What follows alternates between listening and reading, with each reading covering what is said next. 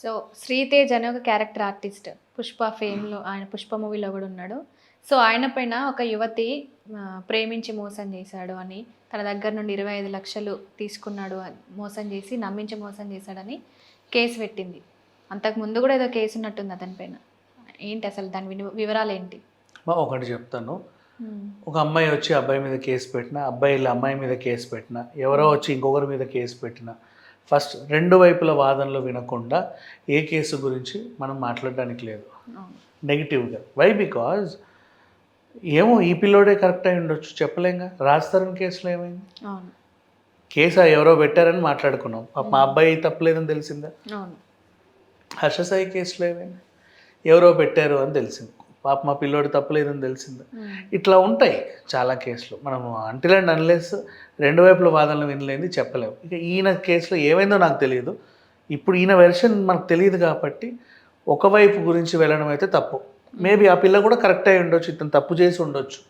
అయినా సరే రెండు వైపుల వాదనలు వినకుండా ముందుకు వెళ్ళడం కరెక్ట్ కాదు. ఇప్పుడు అసలు విషయంలోకి వెళ్తే, ఈయన మీద ఒక అమ్మాయి కేసు పెట్టింది, నన్ను పెళ్లి చేసుకుంటానని మోసం చేశాడు, శారీరకంగా వాడుకున్నాడు, నా దగ్గర నుంచి ఒక 20,00,000 కూడా కాజేశాడు అని. ఓకే అనుకున్నారు. ఇతని మీద ఇంతకుముందు ఏమైనా కేసులు ఉన్నాయా అని తెలిస్తే గతంలో కూడా ఒక కేసు నమోదైంది.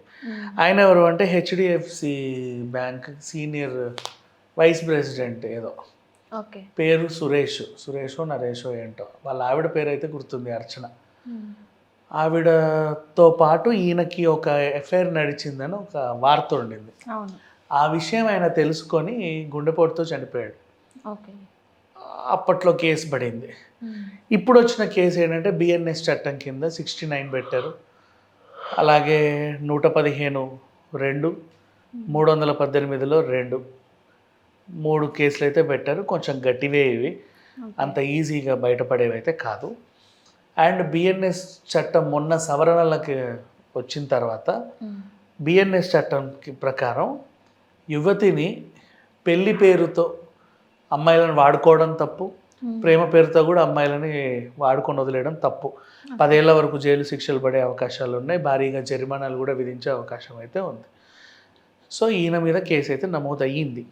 ఇప్పుడు ఇతన్ని ఒకవేళ అరెస్ట్ చేసినా, లేకపోతే ఇతనైనా ప్రెస్ నోట్ రిలీజ్ చేసినా, ఇతని దగ్గర మైకులు వెళ్ళినప్పుడు ఏమన్నా చెప్పినా, ఈయన వెర్షన్ కూడా బయటికి వస్తుంది కదా, అప్పుడు తెలుస్తుంది ఏంటి కావాలని ఎవరైనా ఈయన మీద ఇరికిచ్చారా, లేకపోతే నిజంగా ఇతని చేత ఎవరైనా పోయారా, ఇలాంటివన్నీ బయటకు వచ్చే అవకాశం అయితే ఉంది. ప్రజెంట్ అయితే కేసు నడుస్తూ ఉంది. ఒక యువతి అయితే పెట్టింది మాదాపూర్ అండ్ కుక్కట్పల్లిలో. ఈయన మీద ఇప్పుడు ప్రజెంట్ 2 అభియోగాలు అయితే నమోదై ఉన్నాయి.